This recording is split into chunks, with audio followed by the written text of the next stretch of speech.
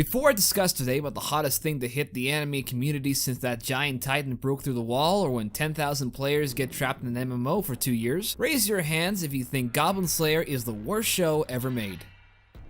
Thank you, and please don't tell me where those have been. Goblin Slayer is the new anime show on the block for the fall season, and it has got, to put it mildly, quite a reputation. What was supposed to be a simple show about an experienced adventurer who is out for goblin blood is now instead declared the worst anime of the year by some of its depictions of rape, violence, and its edginess.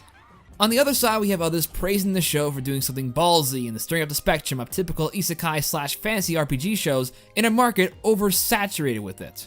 Both sides clash to prove each other wrong, arguments turn to bloodshed, and the aftermath of the battle leaves bodies of pointless forum posts that make this whole scenario way more worse than it actually is. Yes, everybody is going crazy with this show, and while it has slowly gone down, thank God, I'd like to declare something that might break/make this show a lot more interesting. Goblin Slayer is the most important anime you should be watching right now. Okay, I know some of you might think this isn't helping that much, so I'm going to explain. At this point in time, I'm going to put up a content warning, as what I'll explain here is highly suggestive. Alright, we good? Alright. Now, Goblin Slayer is a story about a guy named Goblin Slayer. And yes, that is his actual name. Not just him though, every character's name is similar, like High Elf Archer, or Priestess, or friend zone spirit person who gives a fuck. He is a high-level adventurer in a fantasy world where monsters roam the countryside. But unlike standard high-level players who go out and kill dragons or liches, for the achieves, he is killing goblins. A lot of goblins. In fact, all he ever talks about is killing those greenskins brutally and without mercy, even going past the brink of his own sanity. Because of his skill in combating such weak yet troublesome creatures, a group of similarly classed warriors comes to him and proposes on disrupting the Demon King's army by reducing the number of goblins around the land. So now he goes off on several quests alongside a young girl who was once saved by him when she and a bunch of others got completely slaughtered, poisoned, and sexually assaulted by these conniving little bastards. Alright, synopsis out of the way. Keep in mind I will not be discussing the scene in question, as I assume this is a very uncomfortable subject. And to be honest, I ain't really the right person to be talking about it, so let's get into our first point. Subversion. Everything these days ain't so fresh to us anymore. Music, movies, and even anime have done everything and anything to entertain our boring, tired lives. If a show finds a pattern, they stick to that pattern with barely any changes. The role-playing fantasy anime genre is gaining both popularity and infamy for using cliches such as the overpowered male protagonist and an ever-increasing harem of girls. Sometimes even his own sister if the show is really wanting to dip its feet into lava. These are expected in the genre. Shows such as Konosuba and Grimgar of Fantasy and Ash are so far the only shows I've seen that subvert these tropes and evolve their stories. So for a show to really stand out from the rest, it has got to have a pretty interesting hook to bait in the anime crowd. Goblin Slayer's answer is through aggressive brutality and harsh reality, especially when it comes to the idea of monsters.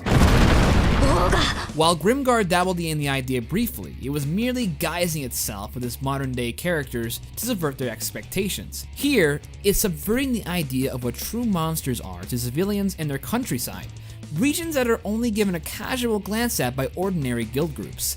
Let's compare monsters, like ogres to goblins. Ogres are massive, hulking monsters who desire blood and power and are 20 times stronger than any low-level goblin.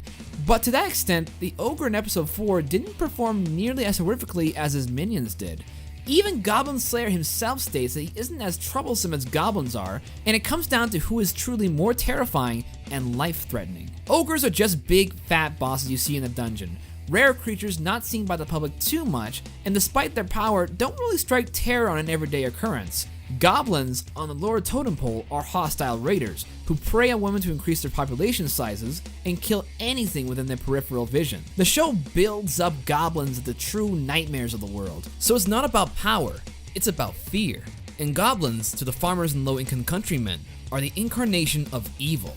And to add to their evil is their trickery, elusiveness, and ability to evolve through survival. Even when they are thought of as easy from first impressions, it's until they go into a goblin cave for the first time that they learn the hard way. It's pretty much a different environment in the eyes of common folks, and young adventurers wanting to make a name for themselves. It's not easy mode, it's hardcore mode, and you have to be fully prepared for it. Too bad these noobs didn't do the research or stock up on health potions or antidotes. The little details that you miss out on can be the feather that breaks the camel's back, or that hacks you up for bringing a long sword into a cave.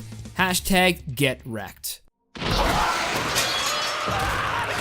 Now okay, Subversion doesn't make your show anything unless you have a figure to follow, and you're right, which brings me to my second point. Our main character and possible offspring of the Doom Guy and Master Chief, Goblin Slayer. Brash, strong, yet blood-hungry and savage in his delivery, he is your edgelord. Main character who has an axe to grind with goblins after one tragic night when his entire village was pillaged and raped by them. He's one of the only few to survive, and since witnessing his older sister be both assaulted and murdered by them, he vows to wipe them off the face of the realm. Think of him as Eren Yeager, but more grounded and less screaming. Based on my description of him, you may be asking yourself, why is he what makes this anime important? Well, he is a different type of character from your typical male protagonist. In the genre, main characters are usually a skin for writers or audiences to slip into, playing out their fantasy of being the one powerful dude who gets all the ladies and the highest skill points. Ainzun Gol from Overlord and poster boy Kirito from Sword Art Online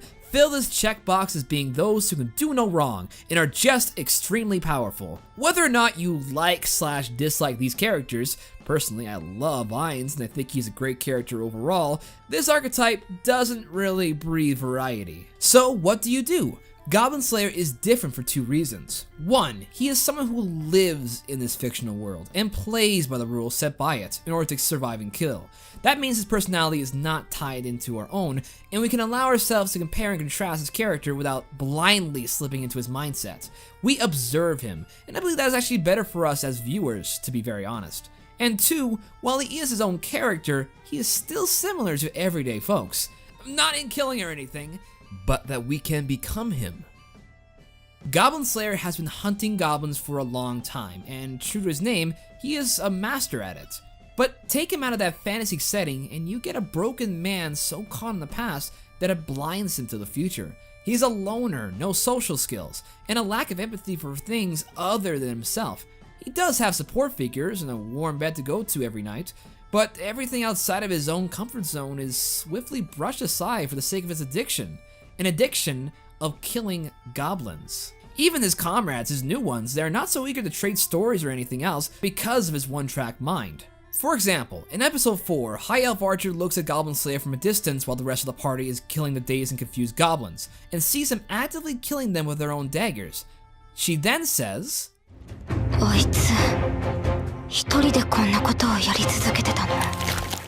Then, at the end of the episode, after they clear the area of all those goblins and are just heading back home, she states the obvious, and that this didn't feel like an adventure.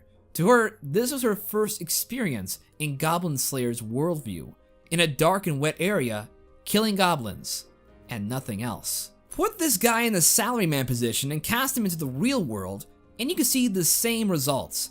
A person so good at what he does that nothing else seems to matter.